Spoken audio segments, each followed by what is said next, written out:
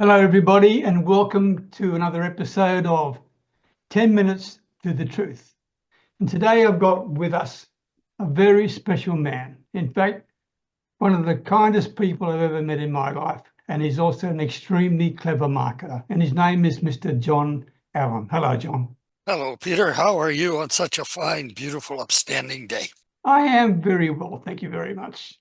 And let me share something with the people who are watching this replay about you. And I'll read it to make sure I get it at least 90% right.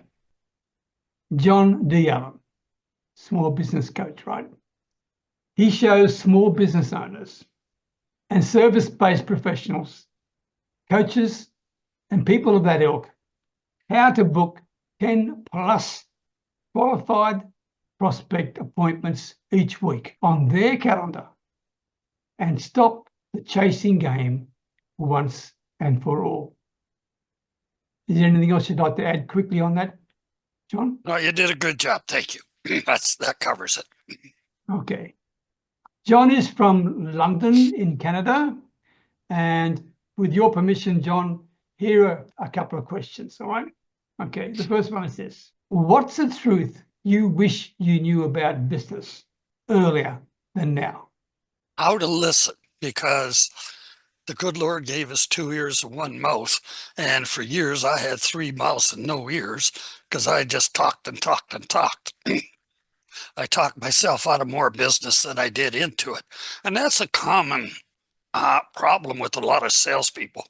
They get 2 seconds or 3 seconds of silence and they got to be talking. They think that talking will get them the sale. You have to give the person time to digest and everything you said to them.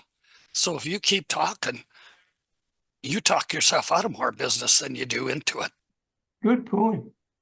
And you're right. And we're all guilty when you think of it, aren't we? We've often been the point when we talk too bloody much. Right. Oh, true. Well, that leads me to another question for you, John. And that is this. What do people get wrong about what you really do?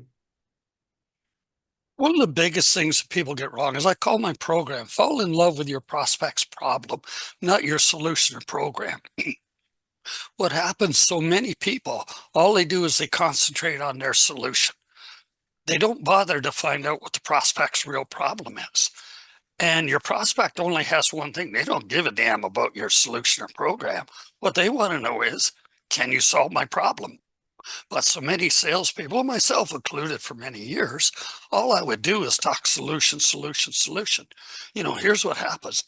They talk problems, we talk solutions. We're not even on the same level. You got to come down to their level, talk their language about problems. Then, wow, they trust you. They don't have to know you or like you, but they have to trust you before they'll ever do business with you. Makes sense. And you may have already answered my next question partially, but I know you're a man of great substance. So, because you talked about being problem-centric rather than your own solution-centric approach, right? Let me ask you this, John. What advice do you give consistently to people, but they still get it wrong? They still miss the point. The advice I consistently give is learn how to listen. Really listen. Listen to what your prospect says verbally, but also non-verbally, because I believe it's only 7% of what we do is verbal communication. The rest is all non-verbal. And when you listen to the person, listen to understand what they're saying. And that also means their body language, because the words may be saying something, but if they're sitting there with their arms crossed and everything else, and a scowl on their face, they might be giving you the words you want to hear, but their body language is saying something entirely different.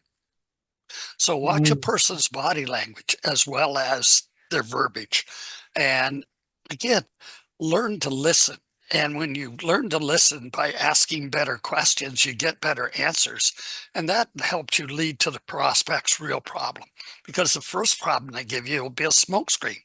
They usually think that's what you want to hear. And if you solve that problem, you're going to get, I'll think about it or I'll call you, because it's not their real problem. And when you say that, it's probably even more important when you're online, not just face to face, because when you're online, you're that much more distant, so it's even more important, right? Correct? Correct. This is where watch their facial expressions. Yeah. You watching mine? Yeah. Yeah. Because it's true, right? Our body language speaks a lot more than the words we use. That's what you're saying, correct? Yep. And we pick it up subconsciously, not consciously. In other words, we're all being judged on, for those who are watching the recording and listening to what John's got to say, and you're on Zoom calls every day, right? Don't be surprised when people judge you before you even open your mouth, because they're watching what you do. And Yep. that raises an interesting point, John, because you and I have been on many Zoom calls, right, with mastermind sessions we run, etc. And there are people on those calls, right, who are not doing themselves any favors at all because the body language is showing they're not present with the group. One of the things that I learned a long time ago talking about that is position if you were talking to a couple, and this is in face to face. If you had the husband on one end, the wife on the other end, and you in the middle, you're going like this, talking to them. Yeah.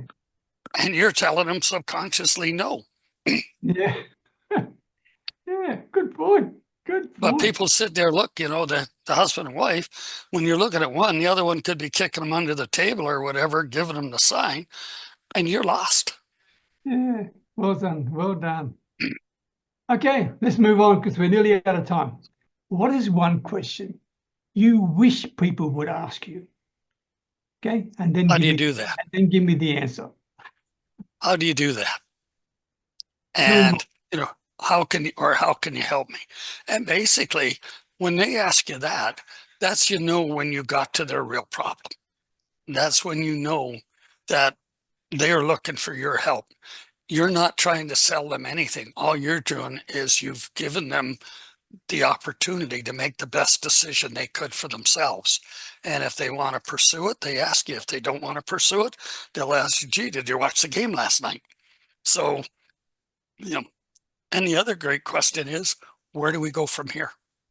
And the reason for that question is, if they have an objection or wherever they want to go, that's where they'll go with you. Now you can answer it. Otherwise, you're playing the assumption game, make an ass of you and me. Okay, so what you're saying is once you hear those questions, you've actually automatically built some trust enough for them to do that anyway, correct? Correct. And that you probably surprise them because they're probably waiting for a sales pitch that never happened. No, it's their decision. Now, having said that, they also need to qualify to work with you, because just because they got a pulse and a wallet doesn't mean they qualify. What I mean by that is, if you don't like their attitude or what have you, you're not going to want to work with them. And all they're going to be is a royal pain in the butt if they got a real crappy attitude. And if you're just doing it for the money, that comes through like you got a great big spotlight on your head saying, give me the money, give me the money. And that will come back to haunt you. Great advice. Yeah. Be very careful who you take on as a potential client, right? That's what you're saying. Yep. If the values aren't lined up, you could be heading for all sorts of problems and more than likely a refund as well. More than like, and it's your reputation that's going to get damaged. It's never them that's at fault. It's always you. Yeah. Thank you, John. Thank you for your 10 minutes. Before we finish, what's the best way for people to get in contact with you? They can do right over my head with Meet John D. Allen, or they could click on the QR code there, and that will take you right to my calendar where we can book a call and we can go from there. Thank you, John. Thank you for sharing your words of wisdom. All right. Thank you, Peter. Appreciate it. Okay, bye-bye.